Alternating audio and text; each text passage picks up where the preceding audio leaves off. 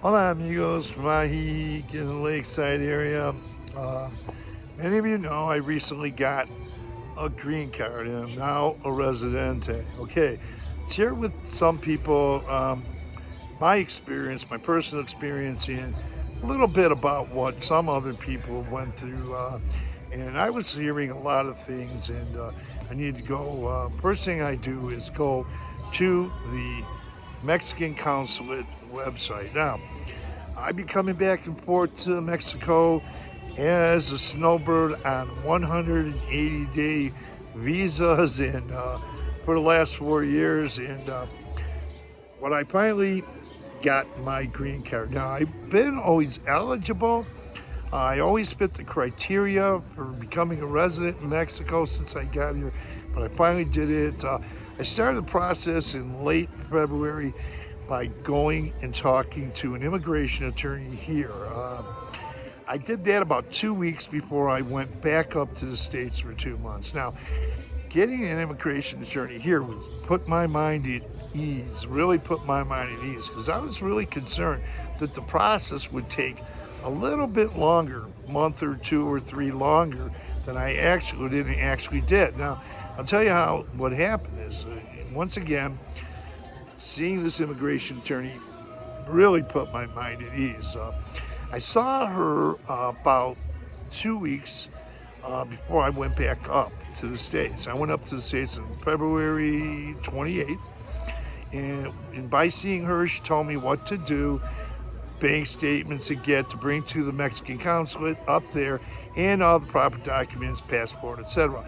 Now, that is information that I did get from the website. I've been looking at it for a few years, but she also gave me some additional information on how it would be easier if I used her services. And I did that, and things went well. And I used her, took her advice. Now, when I went up to the U.S., I went to the Mexican consulate in the Detroit area. Okay, and I was lucky. I got an appointment pretty soon, not too much too long after I got back up to the States, and took my bank statements, everything, my passport, etc., all the documents down that I'm supposed to take down there. It only took me 3 hours. I was really lucky in Detroit on that particular day. I don't know what it's like now going there. I hear that sometimes it can fluctuate. There could be busy days, it could be overbooked, or could take longer, things like that. I've also heard of people having to go to other states and other cities to make appointments or get appointments or attend appointments because some places are backed up. But I was fortunate, came back down here with my passport. Now, my passport was stamped with a picture of me. It's a stamp, and it says something about that I'm applying for residency. It says it in there. So I was beginning the process. So once I got back down here, I just contacted that immigration attorney again. She made an appointment with the INMS here in Chapala, and she drove me up there when it probably took about a week or two or something to get that appointment. She drove me up there, and this is the great thing about it is not only did she put my mind at ease before I went back to the States, but she was really helpful to me when I got here. So after that, well, got my fingerprints. They took my fingerprints. They also took a photo of myself that wound up going on my green card. Now, once they did all that stuff, I had to wait probably 2 to 3 weeks. Now, someone in the comments section was asking me, how long does it take to get a green card after you get your fingerprints and your photograph? And I said it takes roughly around 2 or 3 weeks. So that's the way it went, and everything went smooth. Now, I also use her as an emergency contact down here. And in case something happens to me, I need to go to the hospital, say I get in a car accident or something happens and I'm hospitalized, she gets notified right away. Okay, so that's that. I'm really happy I got her services. Very inexpensive. attorneys down here are very, very inexpensive. In the USA, bills can go through the roof if you get an attorney, depending on how much you use an attorney. If you use one a lot, but I'll tell you this much: I also see a realtor. He owns a realty company. He's also an attorney, and I talked to him like since last September. I've been talking with him about possibly, maybe I was sort of thinking about selling my home, taking the equity from my home, and possibly buying a house down here or somewhere in Mexico, some sort of house. But I decided not to do that at this time. I'm going to wait a little while. But he's been really helpful answering my questions. So once again, these people are attorneys. They're agreed, of course, and they carry good credentials, and they're there when I need to talk with them. I can contact them or visit them in their offices. Now, I got another attorney. I may have mentioned this in a previous video. I own a home up in the U.S., and I've owned this home for about 10 years. And I have there's a friend of my family's, and he's my friend. He's been friends of the family for years, and I don't get charged the big rates when I use his services, when I need his services. But he's my financial advisor there, and the only thing is that he doesn't do immigration law. He's one of the better attorneys in the Detroit metropolitan area. He's got a lot of experience with real estate in that area, in the suburb I live in, and he's one of the better known attorneys in the area. But the reason I'm mentioning all that is because he is an emergency contact as well as my immigration attorney. He is another emergency contact. So I have another emergency contact, and that's also up in the States, my sister. She'll handle affairs for me in the case that I'm incapacitated, I'm in a hospital or something, and all three of those people work together. My immigration attorney, my attorney friend up in the U.S., and my sister. Now, as far as the realtor, who's also an attorney down here, he has knowledge of my financial information.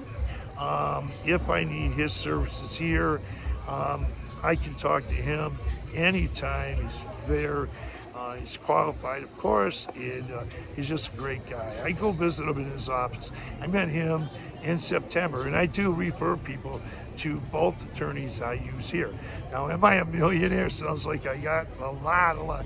No, I'm not a millionaire, but I'm lucky that I have an attorney up there that's been helping me for years, and it's kept my expenses down.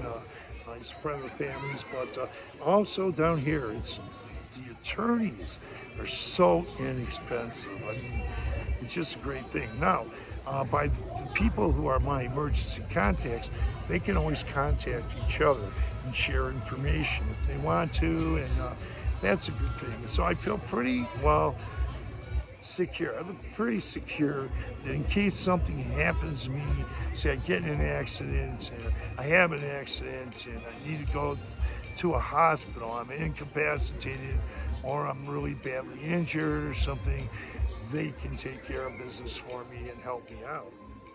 So with that, I'm going to close this video. Please, I'm going to suggest get an attorney down here, an immigration attorney. I refer people to the immigration attorney I use, and also I tell people, check the Mexican consulate website out and read it. There's a lot of people who are asking me questions that they can very easily find out if they look at the Mexican consulate website. So I always refer them. Everybody's case is different, and I don't want to pretend I have all the answers. Everybody's case is different, so I don't give advice. I'm not an attorney. They should go see an immigration attorney and read that and that consulate website. I'll tell you, a lot of people are having trouble up there in the U.S. Through not making appointments on time, or they live in an area where there's a lot of people going to their immigration offices and they have to wait a long time, or or they go to other cities or other states, and some of them aren't even using immigration attorneys. They're trying to get these things done, and they're facing great difficulties, and so even people down here, they have those questions, and I can't answer all their questions. I just suggest they go see immigration attorney that I see, and go to the Mexican website, so consulate website. So with that, those are different things you can do. And it wasn't as bad as I thought it would be when I came back. It was a matter of just doing what I was told to do and suggested to do by my immigration attorney. So with that, I'm going to close this video. The reason I see a realtor who's also an attorney down here is, once again, I did consider, and I still can do it now, if I wanted to sell my home and use the equity to purchase some sort of home here. But that's a decision I'm going to wait on and still do more research. So in the future, if I decide to do that, I can do that. So with more ease, so to say. And getting this immigration attorney really put my mind at ease, because I thought the process would be longer for me, and she put my mind at ease on the first appointment I had with her. So with that, I'll say thanks for viewing. Please tap on the word subscribe, and you'll be subscribed to this channel, and give this video a thumbs up for these videos, and please press that notification bell as well. Tap on that subscribe button. I forgot to say, tap on the subscribe button, and have a great day. Thanks for viewing.